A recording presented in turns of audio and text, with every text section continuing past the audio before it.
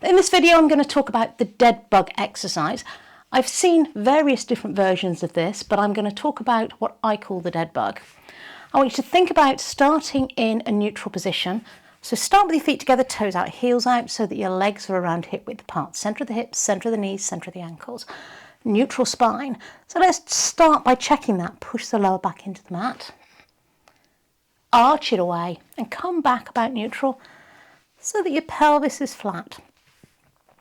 And there's a little bit of natural curve under your lower back. Now, I like to start this exercise, particularly with new exercise participants, by getting them to put their fingers underneath the lower back so they can feel what's going on, if that's comfortable for them.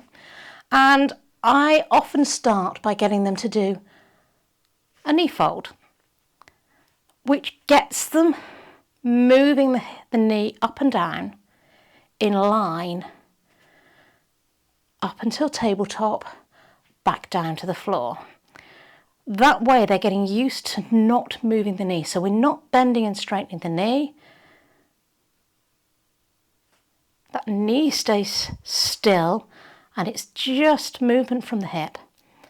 So we can then make it a little bit harder by asking them to bring one leg up, second leg up, engaging that core, breathe in, breathing out as you take down, as that helps to keep that core engaged. Quite often useful to also ask them to feel what's going on in their abdominals, that they're not popping up. It's quite easy if the core is weak for when you bring that second leg up for those abdominals to pop, to come up. Not everybody finds that, but I often find when my core is a little bit weaker that happens. So you can do up and down. It doesn't matter which order, whether you go left, right, left, but try and change the lead leg occasionally. So that's some preparation for people who are beginners. If we then take it on to the full exercise, I would ask them to bring their legs up one at a time into tabletop and then take their heel towards the floor. So I'm still starting with the hands underneath. And unless I've got a really good class that I know listen and do the exercise correctly, I do this. Because what I find often happens is they will either point their toe and bring their foot here, which really isn't working the core at all, or they'll straighten their leg out, which does work, but it's not quite so intense on those muscles that you want to work, and it's actually a single leg stretch rather than a dead bug in my exercise classes.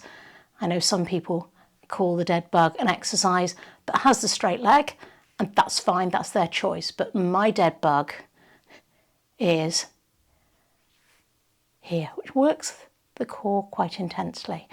Now, of course, they can do it with a full leg that comes down, which actually makes it a lot harder. I don't tend to go there. I'm going to hug my knees in, give myself a little rest. If you're working along, you might want to do that as well. Coming back, dead bug. Often we have the arms as well, or usually we have the arms, opposite arm and leg. So as one leg goes down, the other arm goes. When I'm doing it personally, I always start with my arms up above so that everything goes at the same time. Arm and leg goes down. Nothing to stop people doing it with their arms starting by the floor and just taking a full arm and just making it a very much bigger range of motion. I like palms facing. It opens up through the shoulders and gives a better movement, a better range of motion. It's quite a good exercise to work the abdominals.